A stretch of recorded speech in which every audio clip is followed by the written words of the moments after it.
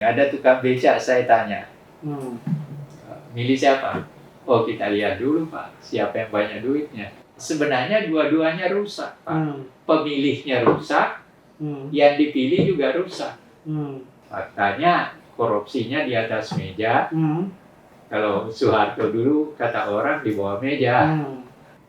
Presiden kita sudah sejak awal memperingatkan, kalau Anda datang ke daerah bencana itu jangan cuma melihat, tapi apa yang Anda mau perbuat. Kalau perlu, yang merusak itu dihukuman mati.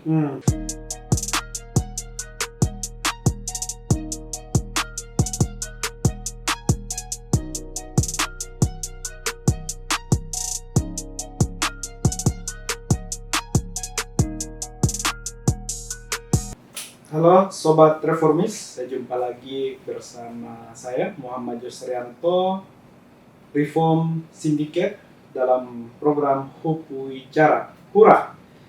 Kali ini kita kembali lagi bersama Prof. Anhar Gonggong. Bapak Anhar Gonggong, sejarawan Indonesia yang mengalami beberapa periodisasi atau era selama Indonesia merdeka, baik itu Orde Baru dan pasca reformasi, bahkan juga sedikit banyak mengikuti perkembangan pada waktu Orde Lama. Orde Lama dari tahun 60 sebenarnya, tahunnya itu ya sudah mulai dari tahun 50-an, 60 ya. Saya masuk SMA tahun 60. Jadi sudah mulai jadi demokrasi terpimpin. Demokrasi terpimpin. Iya, silakan. Jadi artinya mulai dari Orde Lama, Orde Baru pasca reformasi. Nah begini, ada kesalahan orang. Iya. Menganggap Orde Lama itu termasuk tahun 50-an demokrasi terpimpin. Bukan, demokrasi terpimpin itu yang dimaksud Orde Lama. Tapi oleh Soeharto dimasukkan juga tahun 50-an ketika kita berpemerintahan demokrasi parlementer. Padahal sebenarnya enggak. Jadi yang Orde Lama itu adalah tahun 60-an. Oke, karena memang selama ini digeneralisasikan bahwa Orde Lama itu selama Presiden Soekarno memimpin. Nah, begini, ada kesalahan orang terhadap Soekarno sebagai pemimpin dalam arti kata pemerintahan. Soekarno itu presiden. Bukan Perdana Menteri. Ya, presiden selama 20 tahun, tapi sebagai kepala pemerintahan itu sekitar 5-6 tahun aja. Sejak 59. Iya, sejak 59 pertengahan sampai kejatuhannya. Jadi dari tahun 59 ke sana, ke belakang, itu hanya dia sebagai presiden, yang memerintah itu partai-partai. Karena yang membentuk kabinet kan partai. Jadi dosanya sama partai sebenarnya. Bukan pada Soekarno. Soekarno baru berkuasa sebagai kepala pemerintahan itu sekitar 6 tahun aja. 59 sampai 65. Iya, pertengahan. Ya, itu yang jarang masyarakat atau publik mengetahui terkait dengan range waktu Orde yang dimaksud dengan Orde Lama. Karena kan mereka mengeneralisasikan bahwa sejak Soekarno menjabat sebagai presiden sampai akhir beliau menjabat, itulah yang dikatakan Orde Lama. Salah. Padahal ternyata salah. Oke, Prof. Pak. Jadi kita melihat kondisi hari ini. Apa yang kemudian menimpa Indonesia. Apalagi setelah bencana Sumatera, Aceh, Sumatera Utara, Sumatera Barat yang luar biasa dampaknya. Kemudian juga kemarin ada 28 perusahaan yang dicabut izinnya. 28 perusahaan ini yang bergerak beraktivitas di hutan. Nah, kemarin sudah dicabut 28 perusahaan itu. Kemudian kita lihat bukan hanya di Sumatera ternyata yang mengalami banjir, longsor, tetapi di seluruh Indonesia udah di banyak daerah-daerah di tanah air itu mengalami hal yang sama, baik itu Kalimantan, ya. Jawa Barat, Sulawesi, bahkan Jakarta pun, Bekasi juga mengalami banjir yang dari tahun ke tahun ketika curah hujan itu tinggi. Jadi apakah ini menjadi bukti bahwa kita tidak belajar dari pendahulu sebelumnya atau seperti apa? Sebenarnya begini, kesalahan kita sejak Orde Baru itu seakan-akan kita terbuka dan semua berhak mengambil. Nah, dampaknya ya ini, perusahaan seenaknya, BUMN juga seenak, dan segala macam. Nah, akibatnya ya yang kita hadapi sekarang. Coba yuk bayangkan bagaimana hutan itu dibabat hanya untuk menciptakan perkebunan sawit. Kan itu yang terjadi. Jadi hutan kita itu dalam setiap tahun hilang sekian banyak. Sekian ribuan hektar hilang. Hanya untuk diganti dengan kelapa sawit. Nah, dampaknya ya seperti sekarang. Makanya kan saya walaupun ini ketika ada seorang dirjen ngomong bahwa itu bukan karena ditebang melainkan karena rapuh tanahnya, uratnya, urat pohonnya udah rapuh. Saya bilang ini aneh. Ya, tapi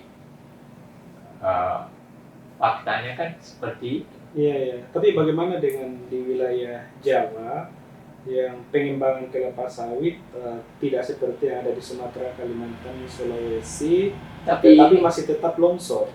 Iya, karena memang konsum tanah kita berbeda-beda kan. Dan kenyataan yang terjadi sekarang kan persoalan iklim ini bukan hanya di Indonesia tapi seluruh dunia. Coba bayangkan tadi malam saya nonton bagaimana Saudi Arabia itu habis terbang semua gara-gara badai. Iya. Jadi ini berlaku di Italia juga terjadi, di Uni Soviet juga terjadi, Rusia terjadi kan. Nah, tapi terlepas dari itu, sebenarnya kita, ya, terutama birokrasinya, paling tidak sudah harus memiliki suatu peta tersendiri bagaimana wilayah-wilayah yang sekian luas ini kan mempunyai perbedaan-perbedaan tertentu. Nah, dari pemahaman kita tentang perbedaan-perbedaan tertentu itulah pemerintah bisa membuat kebijakan-kebijakan. Di Indonesia Timur bagian mana yang seperti itu, seperti misalnya Maluku. Apakah Maluku sama dengan kenyataan yang ada di NTT? Tentunya berbeda. Nah, iya kan, ada perbedaan. Dan ini semua seharusnya kita ngerti. Apa perbedaan antara Pulau Jawa dengan Sumatera? Bahkan Sumatera saja ada perbedaan. Bagaimana perbedaan Aceh dengan Sumatera yang lain? Sehingga Aceh itu kehilangan sekian banyak hutan yang dikelapa sawitkan.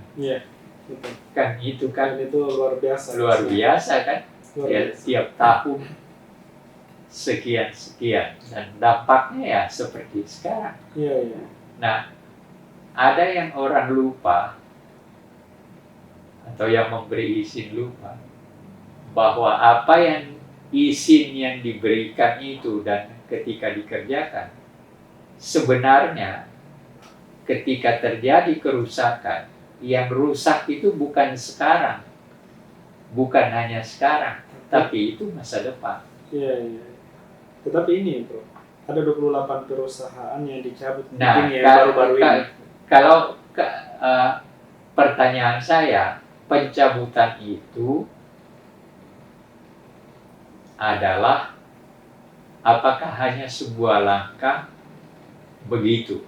Nah, kalau saya mengusulkan sebelumnya ini, sebelum keluar itu, saya sudah katakan perusahaan yang dianggap merusak harus membayar agar supaya itu diperbaiki sendiri oleh yang merusak.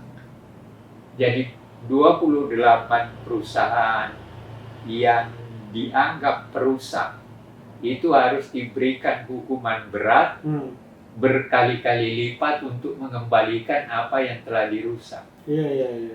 Jadi sanksi ekonominya harus Bukan hanya sanksi ekonomi, sanksi sosial, sanksi segala macam harus diberikan. Iya. Kalau memang bahwa demikian berat, kalau perlu yang merusak itu dihukuman mati. Nah, itu menjadi komitmen pemerintah terhadap keseriusan untuk menertibkan kawasan hutan. Okay. Dan harus diingat bahwa hutan itu adalah bagian daripada proses kelangsungan hidup kita di masa depan. Jadi begitu Anda coba menarik ini. Tadi pagi ada juga, kemarin malam juga ada. Gubernur Jawa Barat, Kang Deddy Mulyadi, Kang Deddy KDM, ya, datang ke situ dan dia mengatakan seharusnya gunung ini bukan ditanami sayur, tapi harusnya di hutan produktif. Ya, tapi ya udah kebatut dirusak dengan menanami sayur gitu. Iya. Jadi ketahanan tanahnya pun tidak kuat. Udah rusak semua kan, akhirnya terjadi longsor dan sebagainya. Iya. Pada dasarnya dia benar. Okay. Gubernur Jawa Barat ini benar bahwa perusakan ini longsor ini terjadi oleh karena kesalahan kita. Nah, cuma masalahnya adalah ketika kita mau menghutankan kembali, berapa puluh tahun kita perlukan? 10-15 tahun paling pendek. Paling pendek kan? Karena membangun sebuah pohon itu memerlukan tahunan, bukan 1, 2, 3 hari atau 1, 2 minggu atau 1, 2 bulan. Bahkan bisa membutuhkan 30-50 tahun. Itu. Yeah. Nah, ini yang tidak disadari oleh pemerintah masa lalu. Yang tidak tahu, pernah terjadi juga kan order di Kalimantan mana itu, Soeharto membabat semua dengan alasan mau membangun sawah. Tapi nggak jadi juga, tapi kayunya udah hilang. Oke. Iya. Nah, ini semua alasan pembangunan kemudian. Nah, alasan pembangunan tetapi rusak kan?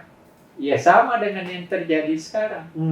Perusahaan diganti tebang, lalu diganti dengan sawit.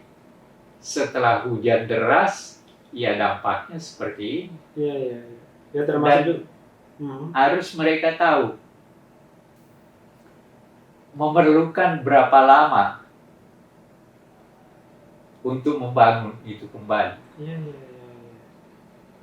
Bagaimana menghutankan kembali bukan hanya rumah rakyat yang rusak itu yang harus dipikirkan, yang harus memang diganti. Tetapi perlu ada revisasi dan segala macam yang sudah harus dirancang untuk kembali. Penataan Karena kalau itu tidak dilakukan, ya tidak akan, republik ini malah bisa hancur. Ya kalau kita berbicara soal Jawa Barat terkait dengan hutan lahannya juga kan berdampak ke Jakarta. Iya kan. Makanya itu kan yang terjadi juga. Jadi kita ini tidak bisa mengambil keputusan begitu saja tanpa memahami kaitan-kaitan dari berbagai persoalan ketika kita melangkah untuk mengambil sebuah keputusan. Ya seperti yang Jawa Barat, Anda tidak bisa berbuat begitu saja karena dampaknya akan ke Jakarta. Kan itu. Mau tidak mau. Makanya jadi ketika orang Jawa Barat pemerintah Jawa Barat mengambil sebuah keputusan, maka dia tidak bisa melupakan bahwa ada Jakarta yang begitu padat penduduknya juga. Yang penduduknya, yang sebagian dari yang kerja itu juga orang Jawa Barat. Iya kan? Nah, hal-hal seperti ini tidak bisa harus dipikirkan betul. Nah, ada hal menarik kemarin, kan hujan deras, lalu Jakarta mengambil keputusan akan melakukan apa itu untuk mengurangi, ada modifikasi, iya kan? Nah, tapi ada seorang profesor dari mana itu, Profesor Yayen atau apa, yang mengatakan saya nggak setuju dengan kegiatan untuk menghentikan hujan itu. Karena apa? Kalau hujan itu nggak ada, pada saatnya nanti nggak ada air. Memang ada program untuk operasi awan. Iya kan? Untuk dia nggak hujan. Dia nggak setuju. Alasannya kalau hujannya nggak ada, airnya dari mana? Logis juga kan pikirannya. Tapi yang menjadi masalah adalah perusakan yang dilakukan oleh hujan deras itu bukan karena hujan deras itu yang merusak, tapi penata yang melakukan perusakan itu adalah yang merusak alam itu dengan mau mencari keuntungan yang sebesar-besarnya. Nah, hujan datang rusak. Jadi hujan itu bukan perusak. Yang merusak adalah manusia. Tuhan menurunkan hujan itu justru mau memberikan kemakmuran, keberkahan. Tapi yang mau diberikan berkah yang merusak. Kan begitu ceritanya. Nah, ini juga ketika ada bencana, misalnya banjir di beberapa daerah, itu kan banyak para elit politik, pemerintah turun ke lokasi banjir. Nah, ini kan ada pertanyaan, ini antara empati atau mencari panggung. Nah, itu makanya kan ada istilah yang dikemukakan oleh Prabowo menarik. Yaitu pariwisata bencana. Wisata bencana kan. Dan itu benar, artinya presiden kita sudah sejak awal memperingatkan, kalau Anda datang ke daerah bencana itu jangan cuma melihat, tapi apa yang Anda mau perbuat. Kan itu. Jadi ada benarnya istilah itu. Dalam arti kata, presiden sejak dari awal sudah mengingatkan bencana ini bisa dijadikan seakan-akan sebagai semacam pariwisata aja. Selain pariwisata ada maksud terselubung di situ. Iya, bisa aja terjadi.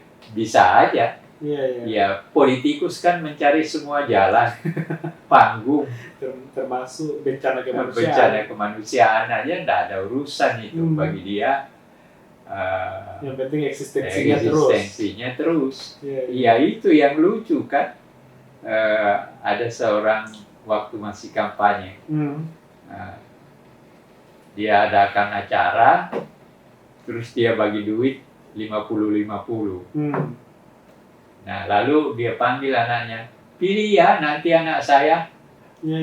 Anaknya perempuan, pilih ya nanti anak saya. Besoknya ada wartawan atau apa yang nanya, ditanya, Pak, kemarin bagi-bagi duit 50.000 itu apa? Jawabnya apa? Sedekah. Emang konsepsi sedekah seperti itu kan enggak? Enggak, artinya itulah yang menunjukkan bahwa agama dikaitkan dengan politik. Padahal partainya juga awalnya partai agama. Iya kan? Nah, dia tentu saja tahu bahwa yang namanya sedekah itu tangan kanan memberikan, tangan kiri nggak boleh tahu. Tapi dia bilang itu sedekah. Sedekah di depan diberitahu kepada orang sedekah di depan TV. Itu menciderai makna sedekah itu sendiri. Ya saya cuma geli aja waktu denger itu, dan saya lihat betul di TV. TV One. Nah, memang bencana ini ya selain di satu sisi yang jadi korban adalah rakyat, di lain sisi banyak yang memanfaatkan bencana ini sebagai panggung. Ya kita mengapresiasi bagi mereka yang benar-benar empati ya. Iya, itu yang susah kan. Kita kan nggak tahu minat orang atau motif dibaliknya itu. Iya apa. Tapi bahwa presiden kita tahu akan hal itu dan dia sudah memberi peringatan. Iya. Artinya istilahnya istilah sinis juga yang dia pakai kan. Ada kecurigaan. Iya, jadi presidennya udah menduga dan dia menggunakan istilah yang menurut saya cukup sinis kalau orang mau dengar. Anda yang datang jangan sampai datang hanya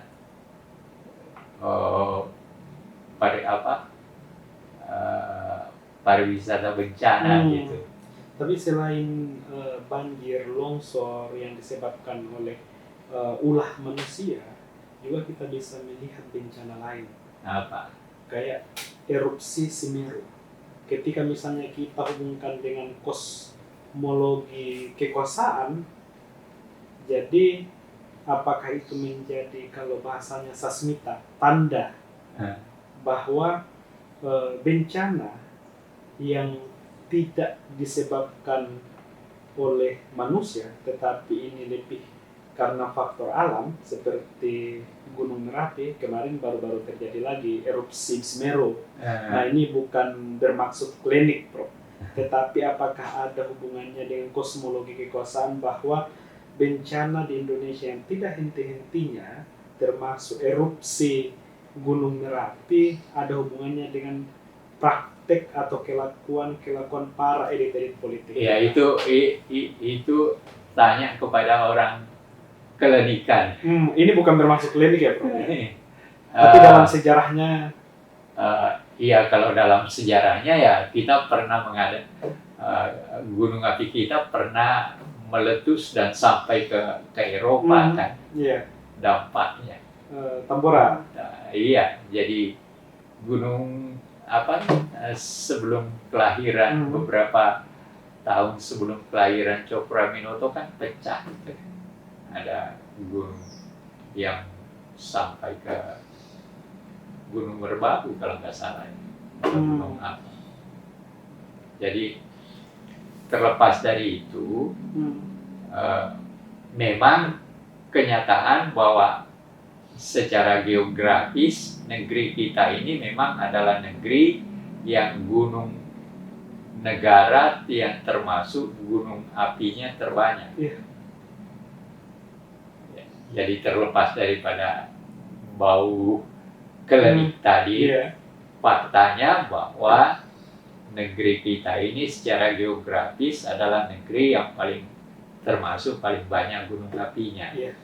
Dan oleh karena itu kalau ada gunung api yang erupsi, ya wajar aja. Saya nanggapinya wajar aja seperti erupsi Gunung Merapi di mana Semeru segala macam, ya saya anggap itu hal yang biasa karena memang kenyataan geografis kita seperti itu. Kita tidak bisa menghindar. Betul. Dan nggak bisa juga dihubungkan dengan karena praktek elit politik kita nggak ada hubungannya. Bahwa nanti elit politik kita setelah terjadi gunung itu lalu datang melihat yang terkena korban, ya itu lain ceritanya. Saya nggak mau memberikan tanggapan tentang hal itu karena menurut saya ya itu biarkan aja itu. Kalau dia mau gunakan ya itu hak dia lah. Saya tidak bisa mengatakan jangan. Nggak bisa juga. Dan korban membutuhkan itu. Membutuhkan itu juga kan, artinya dilihat, mungkin didatang, dikasih beberapa hal tertentu, sehingga ya memang datang dan pulang wajar aja. Iya. Apalagi kita negara demokrasi. Iya. Nah, oke, Prof. Jadi selain persoalan di dalam negeri kita juga melihat kondisi global hari ini. Iya. Nah, dalam sejarahnya Indonesia cukup dekat dengan Cina. Baik itu Orde Lama maupun pasca reformasi. Kalau pada waktu Orde Baru kita lebih dekat dengan Amerika atau Barat. Nah, kemarin Xi Jinping, Prof, sebagai penguasa yang ada di Cina, itu menyingkirkan jenderal-jenderal top di Cina. Salah satunya Jenderal Zhang Youxia. Zhang Youxia ini yang memiliki kekuasaan kedua setelah Xi Jinping, tetapi itu disingkirkan. Nah, ini pola klasik pada rejim otoriter. Nah, kalau kita lihat ya ini bagian dari bagaimana untuk menyingkirkan para loyalitas yang berbeda dengan mereka. Nah, kalau misalnya kita hubungkan dengan zaman Orde Baru, ini penyingkiran beberapa jenderal top di Cina sepertinya sama pada waktu transisi Orde Lama ke Orde Baru untuk melakukan konsolidasi yang dilakukan oleh Presiden Soeharto pasca 1965. Nah, pertanyaannya, Prof, pada akhirnya akan menjadi rapuh dan memakan tuannya sendiri. Nah, bagaimana itu, Prof? Iya, biasa itu bukan sesuatu yang aneh.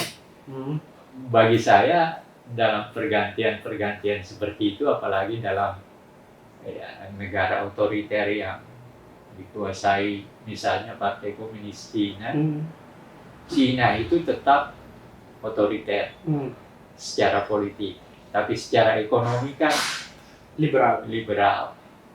Nah, untuk kepentingan ekonomi liberalnya ini, maka tentu saja dia melihat bagaimana kekuasaan otoriter partai. Nah, ternyata dia melihat bahwa orang ini berbahaya, maka dia dengan sendirinya singkir. Dan itu bukan hal yang aneh, biasa dalam.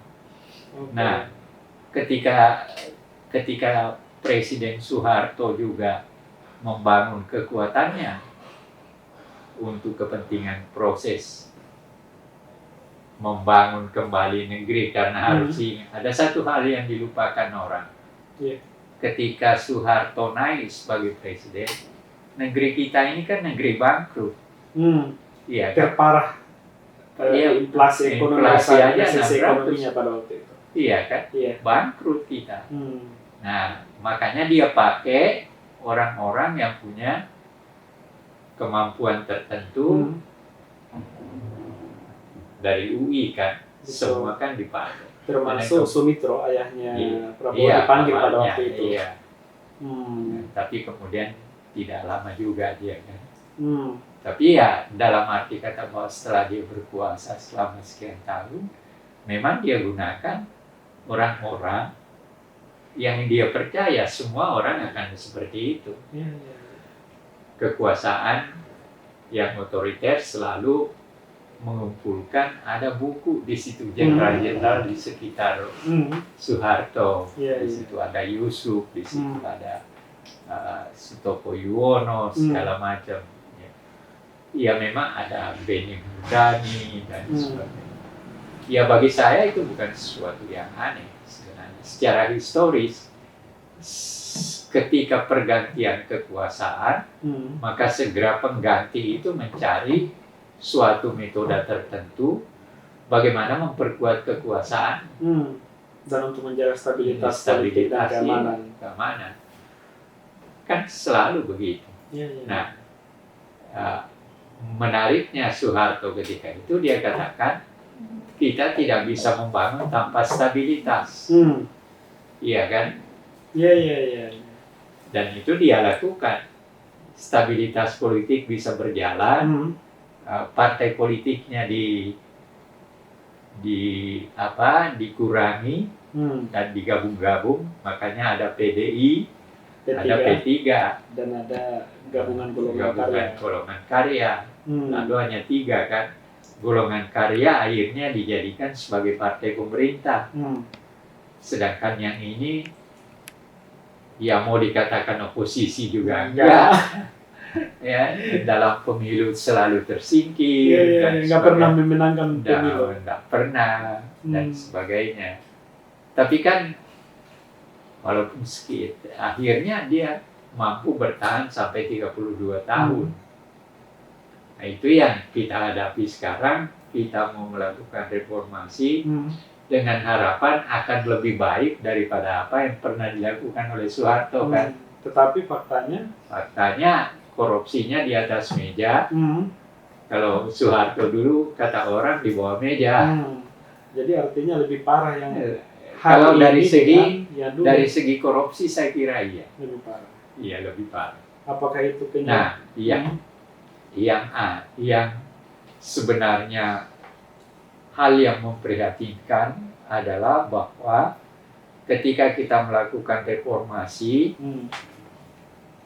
kita melakukan berbagai hal yang diharapkan akan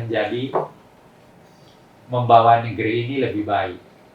Salah satu diantaranya adalah otonomi daerah. Iya kan? Iya.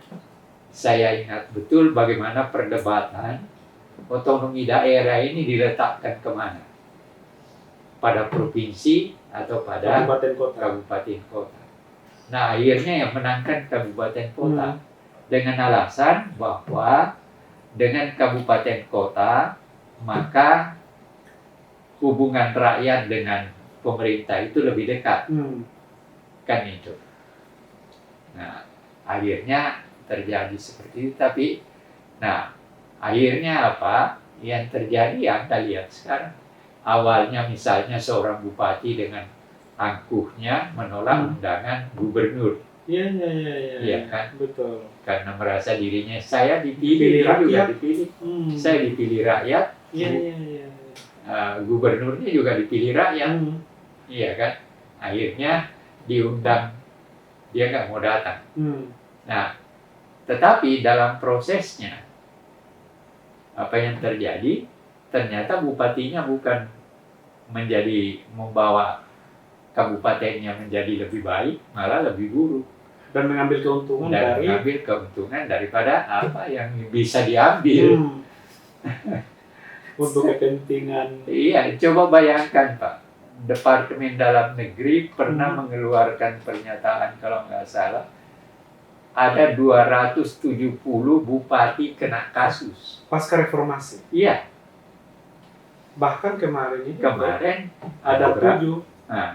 Lampung Tengah, Pati, Bekasi, Madiun, Ponorogo, Riau sebelumnya, Kemudian satunya apalagi nih satunya nih yang OTT juga gitu.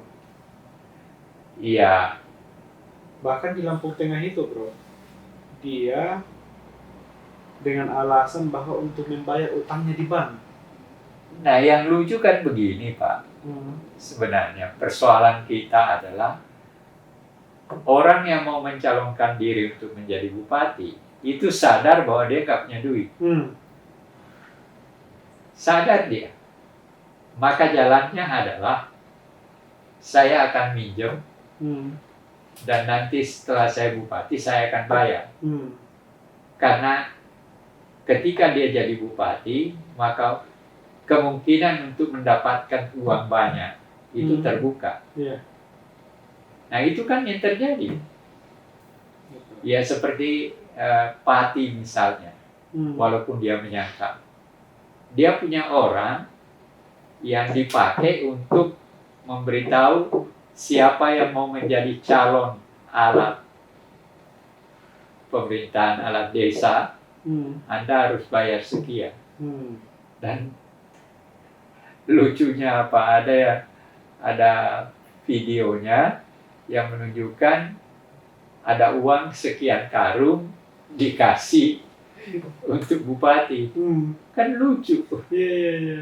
Jadi negeri ini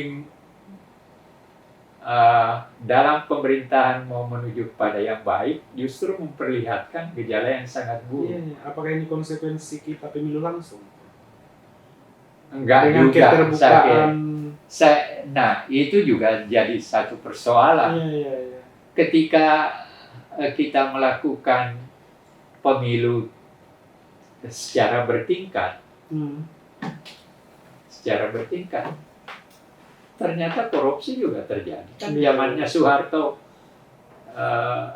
kan masih bertingkat, tapi terkanalisasi korupsinya. Ya, rakyatnya nggak terlibat dalam apa. Tapi Anda tahu siapa politik yang memulai istilah serangan fajar? Kan Orde Baru juga kan? Oke. Golkar kan yang memulai istilah serangan fajar. Jam 5 pagi didatangi, dikasih 10 kilometer, 10 kilo beras, 50 atau 100 ribu. Itu pada waktu pilpres. Iya. Iya. Kan itu terjadi. Istilah saya ingat benar, serangan fajar itu. Jam 5 atau jam 4 pagi didatangi, diketok rumah masing-masing, dikasih beras 10 kilo sama uang sekian banyak. Oh, ini pada waktu pileg ya? Iya. Pileg. Ya. Iya kan sama aja.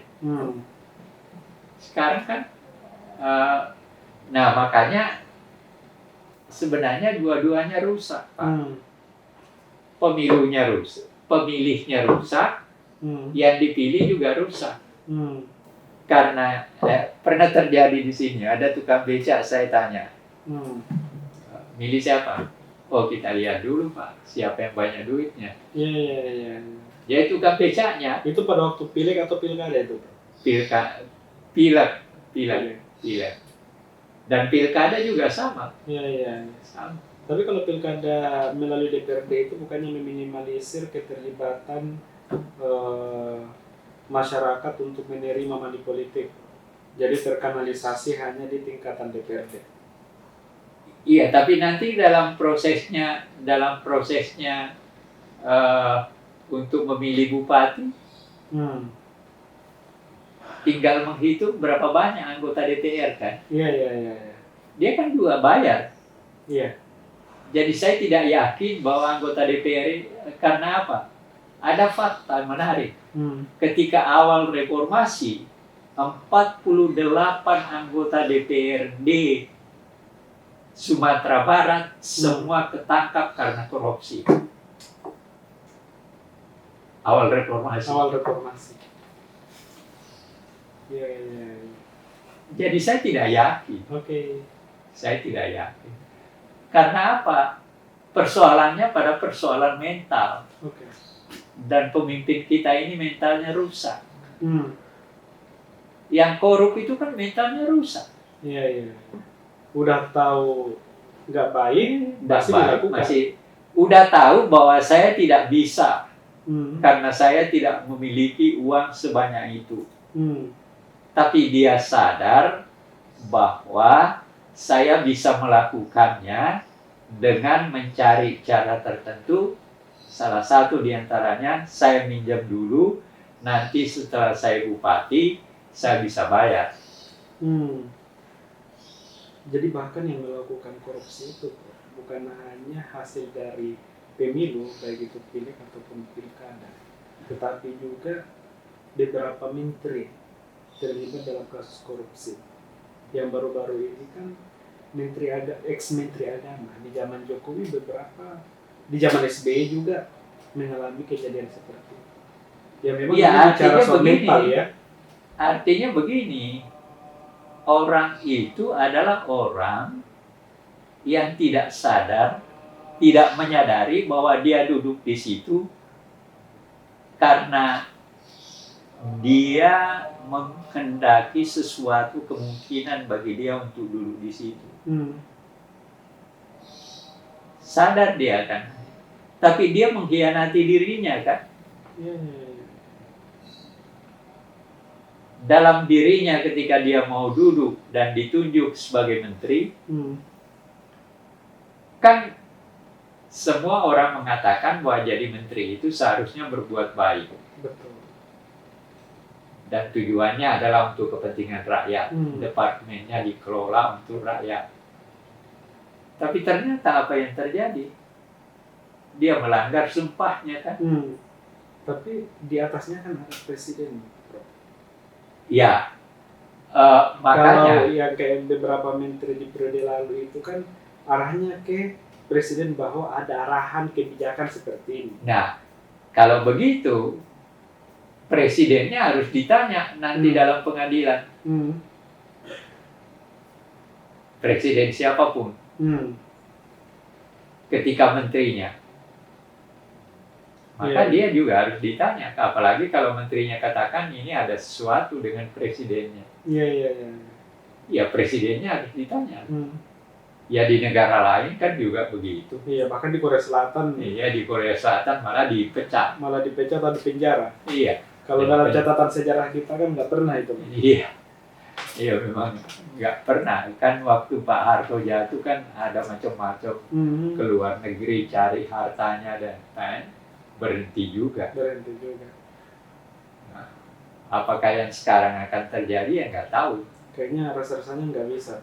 Dengan pengaruh atau kekuasaan yang masih itulah. Nah, tetapi apa artinya itu? Kita tidak bisa berteriak bahwa kita negara demokratis selama kita tidak bisa buka diri bahwa siapapun yang salah harus berhadapan dengan hukum. Iya. Kan begitu. Oke. Kan persoalan kita di situ, Pak. Nah, memang persoalan utama kita sekarang ini persoalan bagaimana hukum itu bekerja. Nah, ini Presiden Prabowo membuat sesuatu yang mengharapkan agar supaya hakimnya jujur. Lalu gajinya dinaikkan. Apakah itu akan berhasil? Kita lihat. Kita tidak boleh mengatakan bahwa itu pasti berhasil atau tidak berhasil. Nggak berhak kita untuk mengatakan. Kita hanya berhak untuk melihat dalam waktu tertentu apakah itu berhasil atau tidak. Selain itu, apa kabar reformasi Polri? Ya, itu urusan lain lagi. Iya, karena bicara soal penegakan hukum. Iya, penegakan hukum ya. Polisinya harus sadar bahwa dia punya posisi itu adalah sebenarnya di negara manapun yang namanya polisi kan tidak pakai senjata, Pak. Iya. Paling-paling pakai pentung.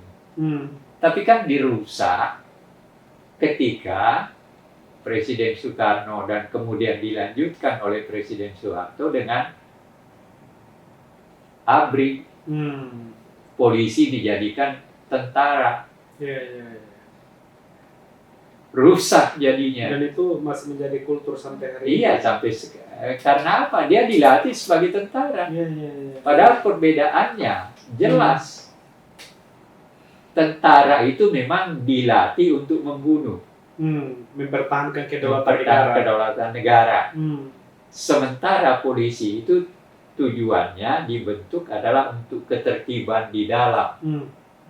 Stabilitas dalam negeri. Stabilitas dalam negeri, menangkap pencuri, penjahat, memperbaiki jalannya orang supaya tidak bentrok dan sebagainya. Kan itu.